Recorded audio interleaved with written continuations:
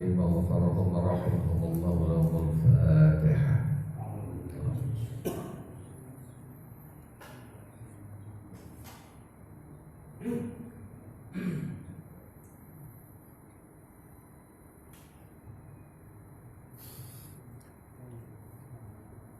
Bapak-bapak saudara-saudara rahimakumullah, kita masuk ayat ke 9 surat Al-Isra. A'udzu billahi minasyaitonir rajim. Inna hadzal qur'ana yahdi lillati hiya aqwam wa yubashshirul mu'minina alladzina ya'maluna ash-shalihat anna lahum ajran kabira. Inna hadzal qur'ana, setuhune iki Al-Qur'an iku yahdi nuduhaken apa Al-Qur'an lillati maring barang iya kang utawi allati iku aqwamu luwi jejeg. Al-Qur'an ini menunjukkan menuju jalan sing lebih lurus. Makna singkatnya, apakah berarti fungsi Al-Quran cuma yahdi? Karena ada orang itu Al-Quran ini untuk hidayah, untuk menunjukkan, berarti nek ono Al-Quran digunakan untuk yang lain berarti tidak cocok dengan Al-Quran itu. Contoh misalnya, ono wong maca tahlilan yang pahalanya, lagi-lagi tahlilan itu harus difahami membaca kalimat thayyibah, wabil khusus Al-Quran yang pahalanya kita kirimkan terhadap ahli kubur kalau itu. Yang kedua, contoh misalnya Al-Quran itu menunjukkan, memberikan petunjuk. Ini artinya apa? Berarti wong sing maca Al-Quran pertama harus paham yang dibaca. Minimal kalau dulu harus ngerti bahasa Arabnya. Kedua, kalau kita nggak ngerti bahasa Arab, minimal membuka tafsir berbahasa Indonesia. Ingat, saya selalu, sebenarnya bahasa yang benar bukan terjemah, tetapi tafsir berbahasa Indonesia. Karena Al-Quran itu mempunyai penafsiran-penafsiran yang banyak, yang setiap cetakan itu hampir pasti berubah sesuai dengan tafsir apa yang digunakan. Misalnya jangan buka tafsir apa, kok beda tafsir ini dengan tafsir yang lain. Ini bukan terjemah, artinya kalau terjemah itu mutlak kebenarannya pasti.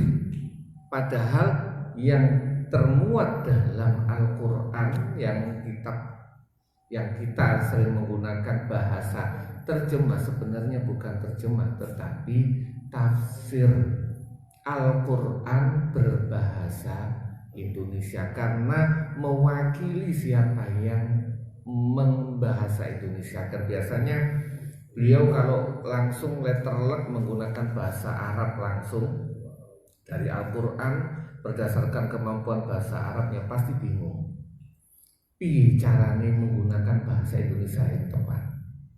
Akhirnya mereka yang mumpuni membuka tafsir. Ada yang tafsir Jalalain yang paling simpel, ada tafsir yang lebih luas lagi, tafsir Tabari, tafsir Ibnu Katsir, tafsir Fakhruddin Ar-Razi, atau tafsir Al-Kabir, atau ada tafsir Ruhul Ma'ani, ada Bahrul Madid.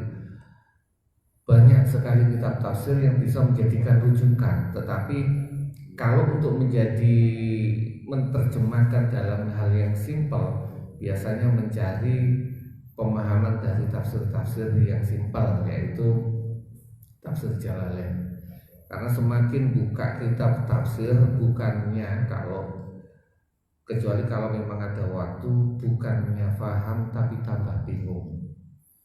Saya pertama-tama kali ngaji tafsir di sini itu tak bukai semua, Ruhul Ma'ani tak buka, Fakhruddin Ar-Razi tak buka, Tobari tak buka, Ibnu Katsir tak buka. Stres. Iki opo yang sini kadang-kadang sampai bingung. Akhirnya lama-kelamaan berdasarkan waktu saya cuma ngambil beberapa kitab tafsir yang saya buka, cuma tafsir Qadir Fakhruddin Ar-Razi, tafsirnya Syekh Muhammad Mutawalli Asy-Sya'rawi, sama Bahrul Madid. Kadang-kadang mawon buka tafsirnya Ibnu Arabi, kadang-kadang. Karena kadang-kadang semakin banyak yang dibuka tambah bingung. Nah, Al-Quran ini berarti pertama bisa memberikan efek menunjukkan jika kita mampu menggunakan bahasa Arab. Kedua, membaca terjemahnya. Ketiga, ngaji. Kados panjenengan ini ngaji tafsir ini pada hakikatnya bisa mencapai derajat yahdi lillati hiya aqwam. Selain itu, Al-Quran itu walaupun oke, aku gak ngerti bahasa Arab belas, apakah tidak mempunyai manfaat yang lain? Itu pasti mempunyai manfaat. Membaca saja sudah memberikan pahala, ganjaran. Belum efek-efek yang lain. Ada orang yang contoh, ada sebuah cerita, kakek-kakek itu pernah ditegur sama cucunya, "Mbah, sampean ngaji Quran gak tahu buka terjemah, gak tahu memahami maknanya, apa manfaat Al-Quran buat sampean, Mbah?" Sang mbah bacai menjawab pertanyaan sang cucu, gak dijawab, tetapi langsung sang cucu, "Wis, gak usah repot-repot, sana kamu ke belakang." "Apa, Mbah?" "Ngambil air." Sama mbahnya itu tidak dibawain tempat air, tapi disuruh bawa pakai nang tambah itu namanya englek. Tahu englek sampean? Digawani englek. Mbahi bingung, anak putune bingung. Iki aku dikongkon njupuk banyu tapi gak digawani apa-apa, digawani englek. Tapi sang putu yo wis, jarine mbahku dikongkon njupuk, ya dijupuk. Ketika diambil, dibawa, ya nggak dapat apa-apa. Akhirnya lama kelamaan sang cucu wadul ke mbahnya, "Mbah, ya nggak dapat apa-apa, Mbah, sampai gamane englek." Kata mbahnya, "Beneran nggak dapat apa-apa? Si coba dulu englek. Tadi ketika kamu pertama kali saya suruh ngambil air, englek iki mang kotor. Tapi setelah sampai ngambil air, kamu ngambil air, lo englek iki tambah suwi tambah bersih." Begitu juga Al-Quran. Mungkin mbahmu iki gak paham, gak iso njupuk banyu toko Al-Quran iki, tetapi minimal iso berseni hati. Ini salah satu manfaat. Makanya kalau bisa targetnya kita maca Quran angen-angen sama nane. Kalau bisa. Kalau nggak bisa, ya minimal tilawah, minimal kita membaca, merutinkan membaca Al-Quran. Ojo wis gak iso ngaji maknane ditinggal belas. Selanjutnya, yahdi, menunjukkan lillati hiya aqwam. Berarti dalam ayat ini kalau ada akwam sing jejeg berarti ada paling jejeg, yang paling jejeg luwih jejeg berarti yang lain ada sing luwih jejeg, ada yang jejeg. Makanya ada beberapa tafsir, misalnya Syekh Fakhruddin Ar-Razi dalam tafsir Al-Kabir memberikan makna akwam berarti al-qawim, yang lurus. Yang lain berarti kalau Al-Quran ini yang lurus berarti yang lain gak lurus. Kalau akwam itu yang lain lurus, tapi kalau akwam itu paling lurus. Nah, dalam tafsir yang lain memberikan gambaran gini. Orang itu berdasarkan angen-angennya akan mengatakan ini katakanlah agama yang lain yang mempelajari dari kitab lain, misalnya baca kitab Injil, maka berdasarkan yang baca dia beranggapan Injil adalah lurus. Orang yang baca kitab Taurat beranggapan Taurat adalah lurus. Nah, kitab Al-Quran inilah yang disebut akwam, yang paling lurus. Atau kadang-kadang orang yang sering bergaul dengan kitab Abu G, Katolojo dan sebagainya akan menganggap kitab ini benar. Yang pernah baca kan gak salah, tapi Al-Quran lebih benar. Uang itu kadang-kadang angen-angen akan mempunyai pendapat. Contoh yang paling gampang, masalah uang itu apa-apa sing penting iling nang Gusti Allah.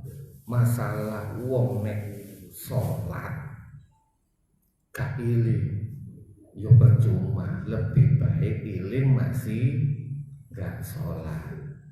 Loh, ada beberapa pemahaman seperti itu. Padahal kalau kita kembali kepada Al-Quran, mana yang benar? Aqimus sholat, dekno sholat itu perintah, dekno sholat. Setelah itu aqimus sholat dizikri kanggo eling nang Gusti Allah.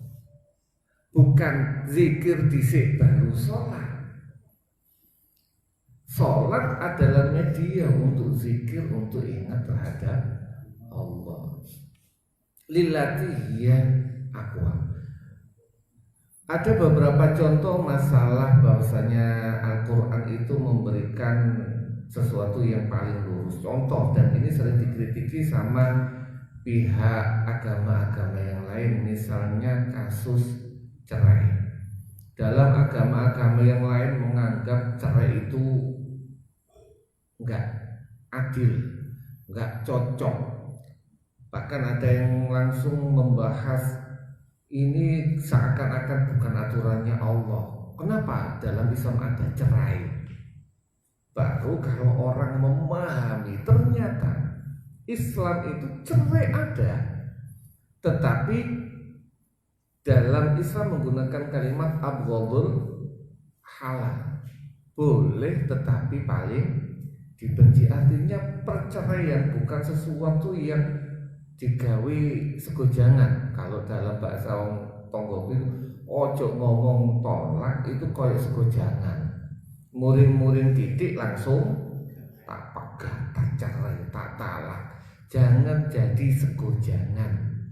Karena kalimat ini abghad sebenarnya paling dibenci, cuma boleh.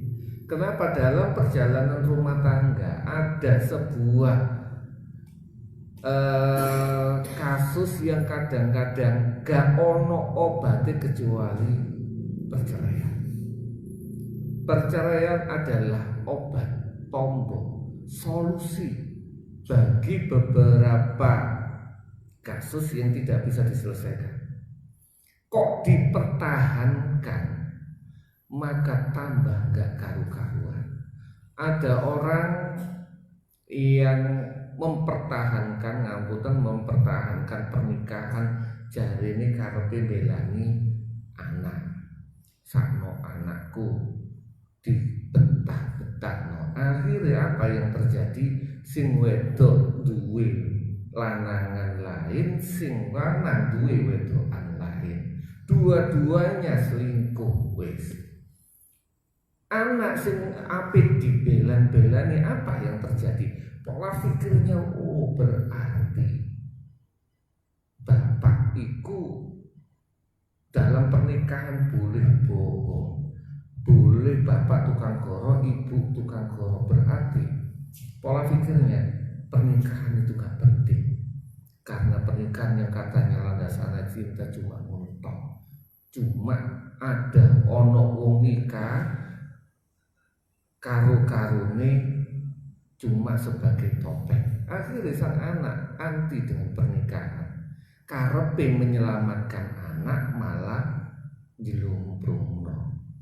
Maka kadang-kadang, bukan kadang-kadang, memang tolak itu adalah solusi bagi sebuah hal yang tidak ada solusinya.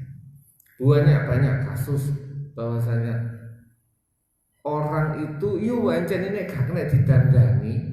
Bahasa Ustadz Zainul itu ban niku nek gak kena ditambal ya gantian cak. Ono nek Ustadz Zainul itu diganti. Lah nek cek kena ditambal, kena dikumpo, ya pertahankan, karena ganti ban itu biayanya lebih mahal. Ya kita pertahankan kalau bisa. Nek gak iso ya ganti kan ban kanggo. Timbang mlangkuni miring-miring ono mobil apik bane bocor gak kena ditambal dipertahanno miring-miring ya gak karu-karuan. Maka itu adalah solusi allati hiya aqwa.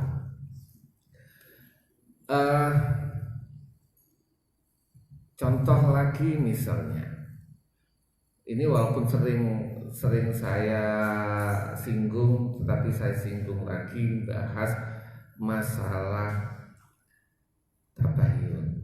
Al-Quran ini jelas, sering banget kita dengar sebelum maghrib biasanya surat Al-Hujurat. A'udzubillahi minasyaitonir rajim. Ya ayyuhalladzina amanu in ja'akum fasiqun binaba'in fatabayyanu. Wahai orang-orang yang beriman, jika datang kepada kalian orang fasik, artinya apa? Orang yang tidak kita kenal keadilannya, kejujurannya. Kalau orang lawannya fasik, orang yang tidak kita kenal kejujurannya, fasik itu biasanya orang yang pernah berbuat dosa besar sekali, atau orang yang berbuat dosa kecil tapi nercak. Biasa lo kalau dalam kitab kajian ilmu tasawuf, ilmu hadis sering ngapunten sering goprok nang warung kopi itu termasuk mengurangi keadilan, sehingga status keadilannya, kedobitannya bisa berkurang gara-gara sering jagung nang warung kopi. Padahal enak ya jagung warung kopi. Loh itu ngapunten, itu dianggap. Kenapa? Biasanya kalau wong nang warung kopi, biasanya karena berdasarkan kebiasaan, biasanya ya kayak gedak bruse. Ada yang di dalam warung kopi itu isinya kajian-kajian, terus kandar misalnya Ustadz Zaidin yang ngopi bahas, tetapi sampean banding ono piro, berarti hukum itu kan diambil sebagian besar, sehingga orang yang kita tidak kenal kejujurannya, yang kakean dosanya titik cilik-cilik tapi wakai, itu termasuk fasik. Maka kalau ada orang fasik saat ini, ngapunten, saat ini yang tidak fasik, yang tidak masuk ayat ini bisa dihitung dengan jari yang kelihatan. Roto-roto orang yang membawa berita adalah fasik. Maka apa yang harus kita lakukan? Fatabayan. Kita harus tabayun, cross check. Itu perintah Al-Quran. Cuma saya ingatkan lagi, maka jika kita mendapatkan berita apapun itu, sampeyan cross check dhisik sebelum kita percaya, apalagi kita share. Berita kae ono wong nge-share no WA langsung muri-muri. Iki temen iku belani Islam. Lha sampeyan iku berita teko sapa, Pak? Teko WA. WA lho sing ngirim sampean sapa? Bu iki no grup wis karu-karuan wis.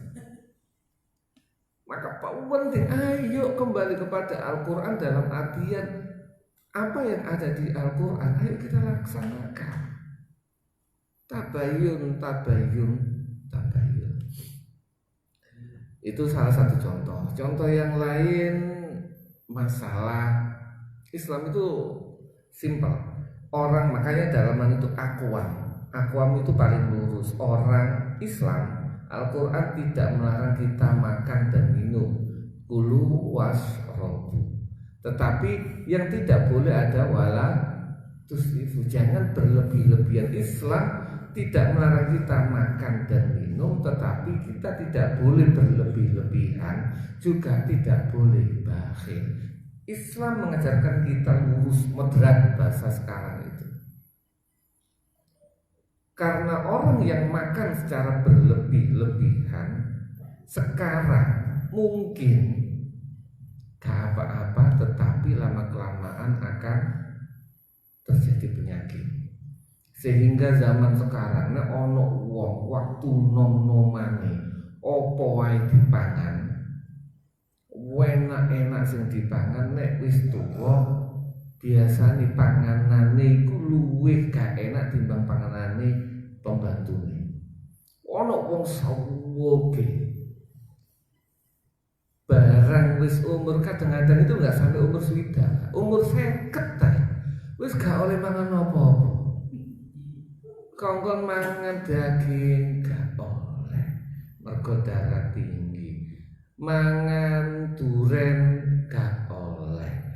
Sing enak-enak iku lho, sing larang-larang gak oleh. Sing oleh mangan apa? Tahu tempe. Ya Allah, kenapa orang sampai gak boleh seperti itu?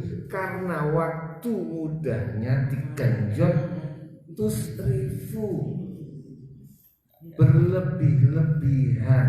Makanya orang yang biasa-biasa saja kadang mangan standar, nek ono ayam, yo mangan ayam mungkin seminggu sekali. Makan telur seminggu sekali, insya Allah sampai umur suwida itu puluh, ji enak aja oleh aja mangan ayam. Tapi coba sampean mangan ayam bendino, engko dalam tempo beberapa tahun umur suwida wis ka oleh wisan. Maka Islam itu memberikan batasan enak jadi sampean mangano kulu wasyabu wala tusrifu. Kalau kita tidak berlebih-lebihan, maka kenikmatan itu akan langgeng, stabil. Makanya jangan zaman Pak Bakti, zaman itu kan pasti ngerasa no mangan ayam iku nek ono wong selamatan sembuh. Mangan ayam iku nek ono wong selamatan iku ya Allah dikeroyokan. Nah, orang-orang yang merasakan zaman itu sampai saya ijib enak aja mangan ayam. Kenapa? Tidak ada penyakit yang aneh-aneh, panganannya stabil. Maka Al-Quran itu memberikan batasan enak, kulu wasyabu wala tusrifu. Apapun itu. Nah, Al-Quran mempunyai beberapa pendekatan, tergantung kita melakukan pendekatannya. Kalau ada orang mempunyai pendekatan zahir, maka pemahamannya pun pemahaman zahir. Ada orang yang membuka batinnya, maka pemahaman batin, babakan rasa. Makanya ada orang Al-Quran itu babakan rasa. Bukan lagi masalah apa yang disajikan, tetapi siapa yang menyajikan. Ini saya sekedar cerita. Beberapa hari yang lalu, hari Jumat, kebetulan saya sering ngaji sama anak-anak itu, belajar ternyata banyak manfaatnya anak-anak pondok milenium di sekolahan. Hari Jumat biasanya mendapatkan sedekah dari orang lain, pakanannya enak. Tapi ketika dikasih, anak-anak itu kasbiro. Iya, saya tanya, kenapa Nduk kok nggak suka? Saya lebih suka tahu tempe yang diberikan ayah. Saya sampai rumah saya mikir, oh ada ini. Mereka tidak suka panganan sing enak, lebih suka makanan yang dikasih pondok, yang dikasihkan ayah. Dan ayah ayah itu Gusman, yang beliau sajikan sebagian kadang tahu tempe, mergo sing disajino macam-macam. Akhirnya anak-anak itu lebih suka itu. Kalau melihat yang dimasak, jelas enak panganane yang disotakoan itu. Tetapi yang membuat beda apa? Cinta yang diberikan oleh sang pengasuh dalam makanan itu. Rasa. Makanya orang yang kadang-kadang yang sudah ini beda. Walaupun panganannya biasa-biasa saja, tapi jika memberikannya dengan cinta, dengan kasih sayang, rasanya akan enak. Nah, orang yang memahami Al-Quran dengan rasa ini beda. Al-Quran dengan rasa, walaupun mungkin ada yang gak paham, tapi karena merasa yang dibaca ini adalah kalimatnya Allah, beda. Koyok-koyok maca surat cinta, nangis. Ditakoni paham? Enggak. Lu ada orang-orang dulu itu ada nangis, padahal gak paham bahasa Arab. Lo kok bisa? Karena mereka memahami, meyakini yang dibaca adalah surat cinta dari Allah Subhanahu wa Ta'ala. Ini makanya ada beberapa pandangan-pandangan yang berbeda. Nah, dalam menyikapi kehidupan sehari-hari, paling enak ayo kembali kepada surat Al-Fatihah. Contoh kasus-kasus sekarang, banyak orang kan bingung menghadapi pandemi. Ono sing panik, ono sing kuwatir, ono sing los. Reken. Maka paling pertama kita ngikuti aturan Al-Quran, Al-Fatihah. Apa? Yang pertama kita disuruh a'udzubillah.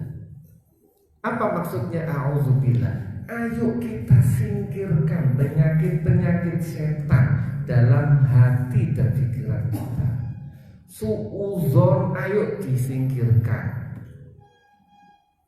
Syakwa sangka ayo disingkirkan. Berita bohong ayo disingkirkan. Semua masalah-masalah yang berhubungan dengan setan yang ada di dalam pikiran dan hati kita ayo disingkirkan. Maka kalau kita mendapatkan berita dan sebagainya, kita singkirkan dulu itu. Setelah itu baru kita mulai sebuah pekerjaan dengan bismillah. Ayo kita mulai, jangan berarti kalau a'udzu itu kan kita menyingkirkan. Karena menyingkirkan sampai menyingkirkan pekerjaan, menyingkirkan amal. Misalnya wis saking a'udzune gak lapo-lapo, wis gak usah dia nang omah tok. Nang omah ya akhirnya gak lapo-lapo, gak ono sing gak Jumatan, ono sing gak sembahyang, gak karuan. Maka bukan begitu aturannya. Ayo yang disingkirkan apa? Pikiran-pikiran kotor, pikiran-pikiran jahat. Jangan sampai kita mengotori pikiran kita sendiri. Sering ngobrol sama Ustaz Zaidin kawan. Orang saya ketemu sama dokter mengatakan begini, saya ketemu sama yang katanya begini-begini. Ustaz nek wis gak usah kumpul. Tambah bingung. Kalau kita ngikuti berita tentang pandemi ini, sing kene ngomong ini, sing kene ngomong ini, sing kene ngomong gini, men bingung wis gak usah kumpul wong ae nek ngono. Kalau kita semua omongan orang kita percaya langsung, tidak kita sadar. Padha ambek kalau Ustaz Zaidin, aku ngapek gak duwe HP Android. Masalahnya ono HP Android ono berita diwaca, ono WA grup diwaca, stres. Mending gak usah HP Android, HP kuno ae, telepon ambek SMS aman wis.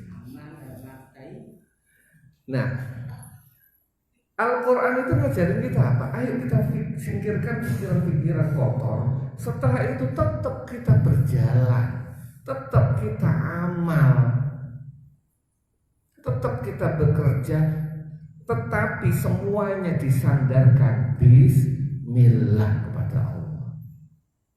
Setelah itu langsung alhamdulillah. Alhamdulillah apa? Alhamdulillah karena kita diberikan Allah kesempatan untuk tetap beribadah, untuk tetap bekerja. Maka ayo kita kembali kepada Al-Quran. Dalam pola pikir kita pun ayo. Bukan cuma ada orang kembali kepada Al-Quran tujuannya nyalahno wong liya iku padha ambek gak balik nang Al-Quran.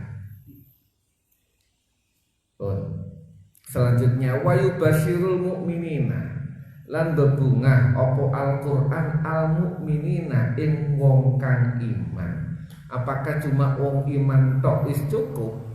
Sing penting percaya tok tidak terjadi, tetapi alladzina ya'maluna sholihati kang podo amal sapa, ya'maluna kang podo amal sapa alladzina as-sholihati ing amal-amal kang bagus. Tidak cukup hanya beriman tok, tetapi harus juga amal soleh. Kalau Syekh Muhammad Al-Mutawalli Asy'arawi itu memberikan gambaran amal soleh itu apa sih? Amal soleh itu sesuatu yang sudah benar kita jalankan agar lebih benar. Itu amal soleh. Minimal kalau kita tidak melakukan perbuatan benar, ya kita biarkan posisi apa adanya. Misalnya sepeda motor, kalau kita amal soleh sesuai yang benar, maka kita naiki sepeda motor pas sesuai dengan aturan yang bikin. Tetapi kalau kita sudah melebihi aturan yang telah diterapkan pabriknya, itu namanya bukan amal soleh lagi. Nek gak iso gawe sing apik, minimal ojo digawe, itu termasuk amal soleh.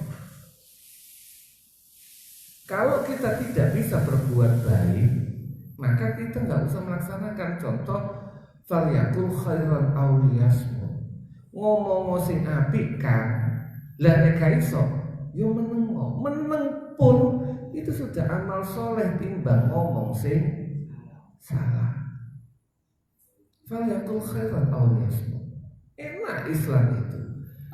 Nah, dalam Islam minimal allazina ya'maluna sholihat, nek ngono bebungai apa annalahu ing setuhune iku setuhune lahum kedue mukminin atau mukminin ajron ganjaran kabiron kang agung. Orang beriman diberikan bebunga kabar gembira akan menerima ganjaran pahala yang sangat agung dari Allah Subhanahu wa taala. Makanya enak wong Islam itu, enak wong iman. Mereka mendapatkan dua keuntungan.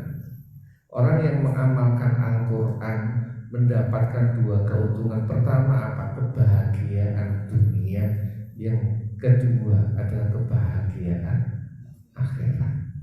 Opo-opo nek dilakoni berdasarkan iman, berdasarkan amal soleh, insya Allah enak pun.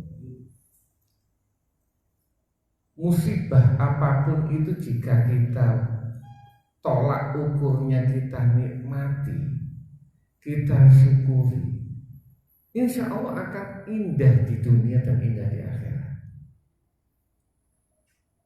Makanya ayo jam 12 nanti disempurnakan sama Ustaz Ali. Saking kulo cepetaken di sini saja. Mudah-mudahan bermanfaat. Disempurnakan sama Ustaz Ali. Saking kulo berkalam wabillahi taufiq wal hidayah wa ridha wa inayah. Wassalamualaikum warahmatullahi wabarakatuh.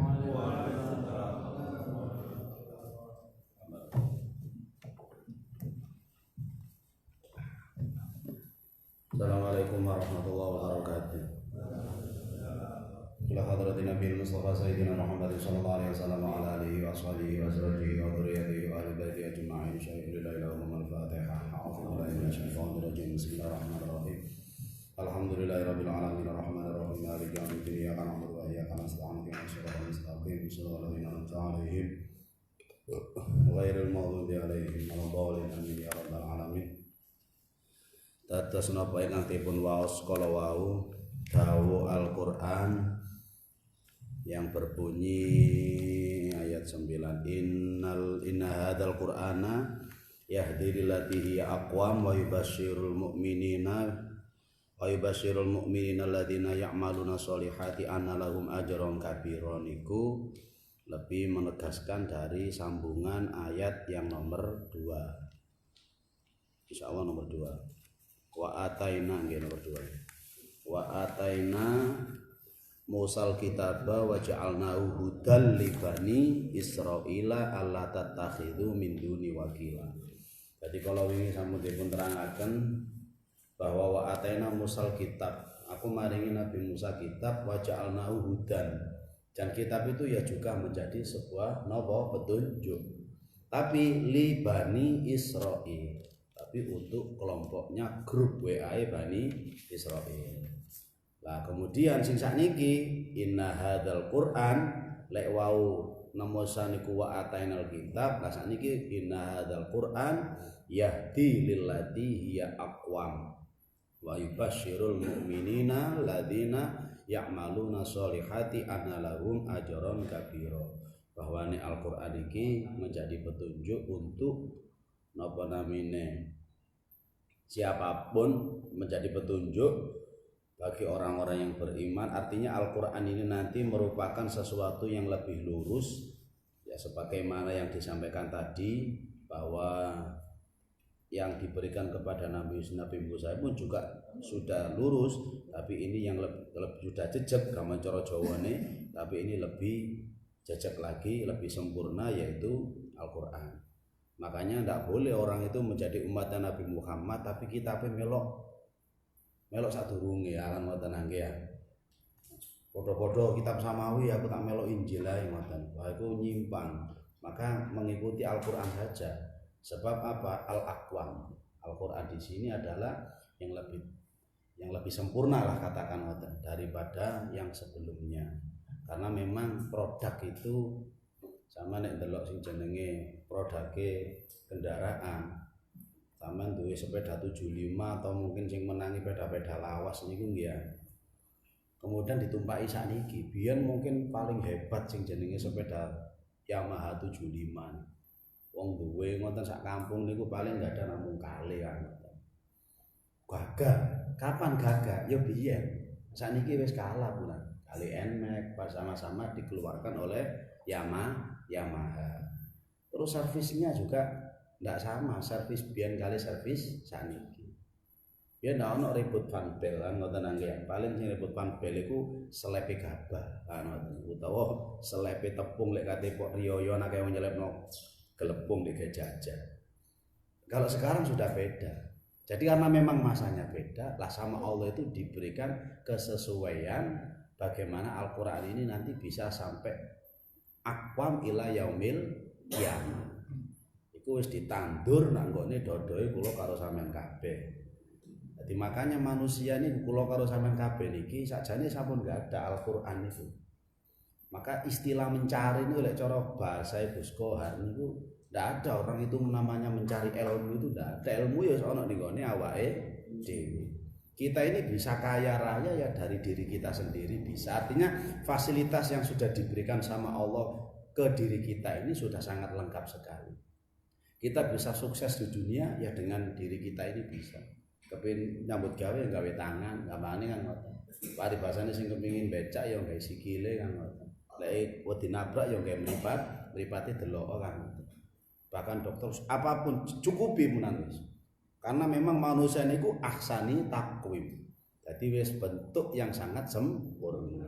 Termasuk di dalamnya itu juga sama Allah sudah ditanami chip khusus yaitu Al-Qur'an.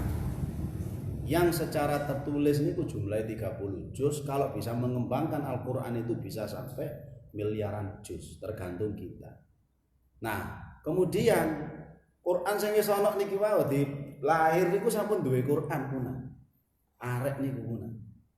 Lah kemudian ini nanti ada yang bagian membuka khusus. Kepada siapa? Balik nang ngene ahli. Mulane pun sampean ndak tahu kenal AC, jadi mulai kecilik sampai ageng sampai sima sampai rabi mboten gak ada AC. Moro-moro tuku AC disetel dhewe nang omahe. Insyaallah mboten kira napa saged. Meskipun sampean maca buku panduane. Karena di situ ada program khusus. Nyocokno remote iki kare napa ne? Kali AC. Mesti harus tanya atau paling ndak ya takon-takon didik-didik lah. Engko carane ngene. Makanya biasanya ini dipasangaken. Siapa ahlinya yang bisa? Nah, dipasang kan ngoten. Mari tumbas terus dipasang. Dan ibaratnya lari niku terus di ngajekno nang gone guru ngaji. Nek guru ngaji niku jos, arek niku sampai apal 30 juz. Pokoke Arwani ya Basori sapa sing top Al-Qur'an. Dibuka keluar dari 30 juz dari dalam dirinya. Duduk apalane ya ini ditransfer mboten. Ya dari dalam dirinya itu. Saking pintere gurune oleh napa? Buka. Padha mbek HP niki. HP niku sakjane luar biasa punya. Cuma karena awake dhewe kenalin telepon, SMS, WA. Liyane gak iso akhirnya. Padahal juga di Facebook itu juga duduk mek berita-berita tok yo ndelok video yo ono. Nggih nyambut gawe nggih saged. Tergantung bagaimana kita bisa membuka atau tidak. Ndak iku tok ono mana YouTube, ono mana kok. Nah, Al-Qur'an itu maka kalau kita membutuhkan sesuatu ini ingin dibuka karena Al-Qur'an ini sudah ada di dalam diri kita. Tinggal cari siapa yang bagian ahli membuka.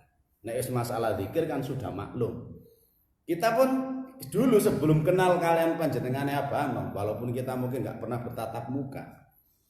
Yang duwe jenenge la ilaha illallah. Tapi kok nggak koyok saiki. Nah, kamane ngoten. Zikire kok ndak koyok saiki. Nek saiki ku rada iso dirasakno kan ngoten. Biyen niku 11 saya wis krasa napa? Kesel. Ngoten nggih. Wis notok niku ndang buyar dijak 12 wis gak gelem punah. Sakniki niku 105 bahkan 200 ya kesel tapi krasa napa nikmat. Kenapa? Karena niku wis ana kabeh teng mriki punah. Garek sapa sing bagian apa? Buka. Makanya beliaunya menciptakan yang namanya kitab niku atas izin Allah jenenge Miftahus Sudur. Lah begitu juga kembali lagi inna hadzal Qur'an yahdi. Maka kalau Quran ini sudah dibuka orang akan mendapatkan apa? Petunjuk. Garek kita itu mau datang kepada sang bagian spesialis Quran ini tadi lalu kemudian dibuka oleh beliau yang sudah terbiasa tadi, maka barulah kita bisa menjadikan Al-Qur'an itu petunjuk. Kita meskipun ngapunten bu anake nabi utawa anake wali utawa anake orang-orang top di dalam agama Islam, kalau tidak mau datang kepada yang mau membuka tidak bisa. Makanya kita sudah dilambangi banyak sekali nopo ada putranya nabi itu sampai apa berkhianat melanggar perintah Allah. Kados Kan'an yang paling terkenal, kados putrane sinten Nabi Yakub nggih, Nabi sinten sing abai Nabi Yusuf kan juga jahat nang dulure. Kemudian Nabi Adam sapa Qabil sama Habil nggih. Loh, kenapa? Karena dia enggak mau datang untuk meminta menyerahkan diri agar dibimbing. Jadi memang hadir itu perlu, sebagaimana yang pernah saya sampaikan, kehadiran kita di hadapan Allah disimboli dengan sholat 5 waktu. Itu sawangannya remeh. Meskipun kita tidak khusyuk ketika sholat, hadir saja. Mengapa? Karena Allah dalam tanda kutip butuh kehadiran kita.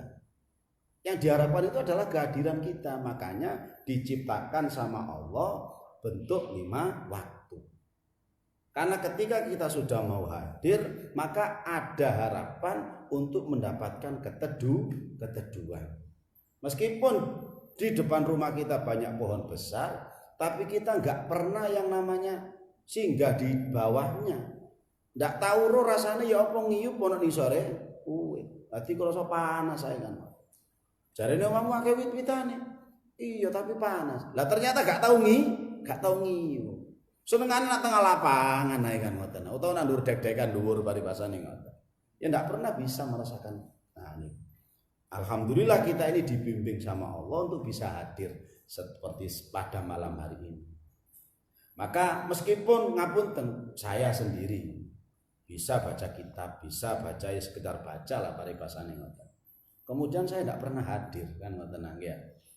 Maka ndak mateng niku akhirnya. Ilmunya ya ndak mateng, daya iso tuwek gamane ngoten. Dadi ibaratene niku koyo dene wong katene nyepuk nggih. Ndak tau ditemplekno karo nak gone geni, dipantemi karo amer sing gedhe. Kan sing penting gepeng. Lho, duduk masalah gepeng iki kan ngoten. Tekakno sing jenenge wesi iki mau, obong nak gone ndukure napa? Geni. Baru marung ngono kentengen wis. Lah niku kok seje awane kan ngoten. Sok tuwek, lowandhep terus marang ngoten ya ndak nemen sora. Mulane muga-muga mawon kita semuanya bisa hadir. Yang sehingga apa yang kita dapatkan wa yubasyirul mu'minina alladzina ya'maluna sholihat annalahum ajron kabir. Kita akan mendapatkan kebahagiaan. Wa yubasyiru lan paring bebunga apa Al-Qur'an al-mu'minina ing wong kang padha iman. Yang sehingga dengan tadi kita mendapatkan apa yang namanya kebahagiaan.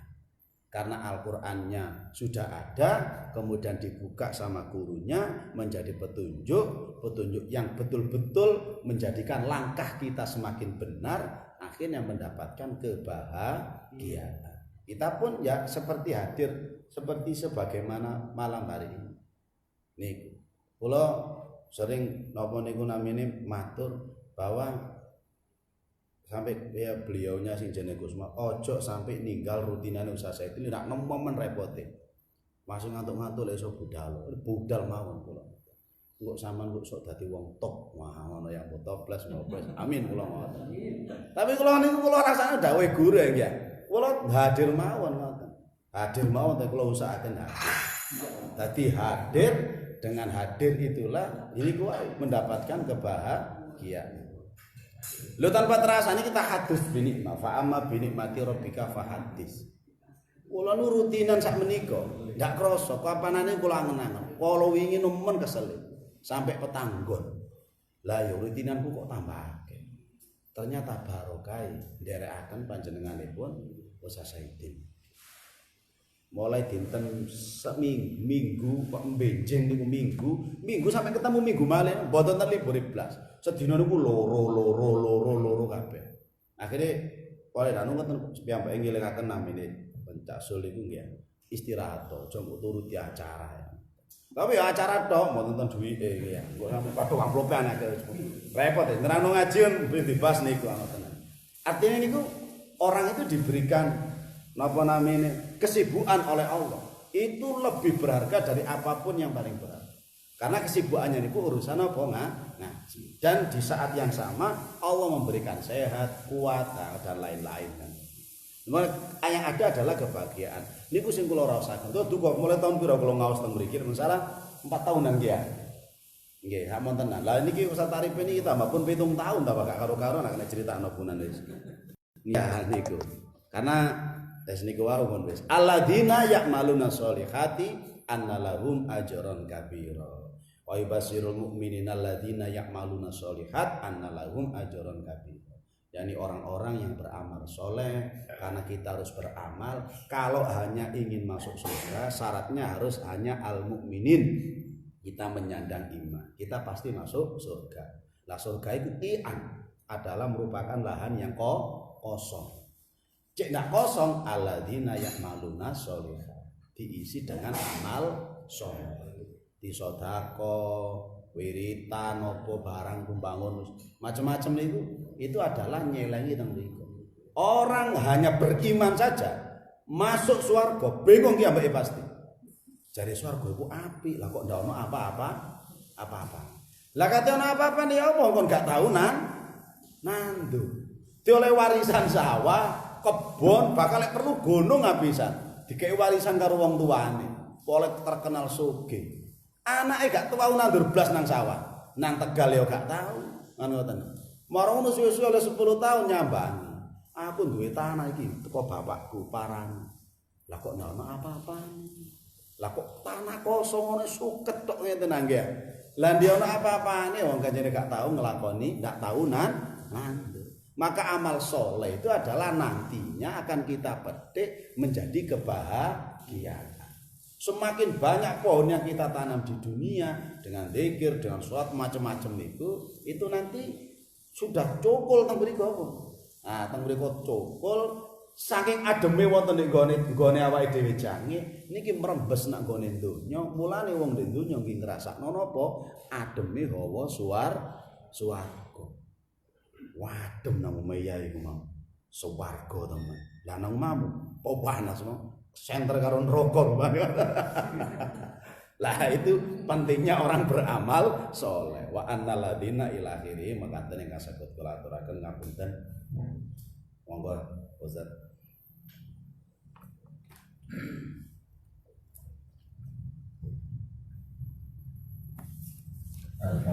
A'udzu billahi minasyaitonir rajim. Bismillahirrahmanirrahim. Alhamdulillahirabbil alamin.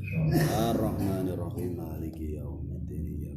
Yang kami muliakan khusus kita Bapak-bapak, sebelum kita akhiri dengan doa, kita simpulkan yang pertama kita wajib yakin kali Quran bahwasanya kandungan-kandungan ayat-ayat Allah itu semuanya mulai juz 1 sampai juz 30 itu penuh dengan nasihat, penuh dengan hikmah, penuh dengan rahmat dan macam-macam. Kita yakin dulu kali Quran. Kalau kita bahas Quran, saya juga belum apa-apa. Saya saja baca Fatihah itu lulus temen kurang. Mulai 2002 saya masuk Kiai Basore Alwi baca Fatihah sampai 2006 Fatihah. Makanya di sini pernah dulu kita ajari ngaji dan lain sebagainya. Ngaji mulai abatasa jaron gitu ya. Artinya dengan adanya ini kita harus bersyukur kepada Allah. Alhamdulillah. Nek wis tuwa-tuwa belajar malih Pak sampean wau diterangkan Ustaz. Paling yo ilang. Wong kula niku bentuki ten gandeng Ustaz Arifin. Tanya-tanya masalah tafsir, tanya-tanya. Ya Allah, cimu. Apalagi sejarah. Ya Allah, cimu. Ya. Lah kula jenengan anjene ya wis gak tuwa-tuwa belajar guru imane fasoha ya ora wis gak niku ya. Guru ini cara membaca syin tafasyi harus gini. Lah kapan aja ngene ya. Tapi alhamdulillah kita punya guru apa sudahlah. Apa yang menjadikan keyakinan wong biyen ngapun Mbak. Duwe mes ayat tok temen. Lho ngoten niku dadi wali nih kan. Nah, makanya jenengan meskipun beberapa keterangan satu diambil dipraktekkan di rumah. Maka dari itu kita garis bawahi ada firman Allah, wa nunazzilu minal qur'ani ma huwa shifaa'un wa rahmatun. Jadi Quran diturunkan itu sebagai tombo. Ini kita kadang-kadang Pak terlena. Wis gak iso maca gak apa-apa sampean. Sampeyan buka tok ya Allah, barokah Quran sampeyan kecicili iki namanya aku iso maca ya Allah. Loh itu sudah keluar itu Pak. Saking cintanya jenengan kali Al-Quran. Tapi wala yazidu dzolimina illa khosar. Ini kadang-kadang nyawa ditroso. Mosok wae dikit zolim tempat jenengan ya Allah. Kok Quran sing difirmankan kata penyenel. Wala yazidu dzolimina illa khosar, tambah dari beban.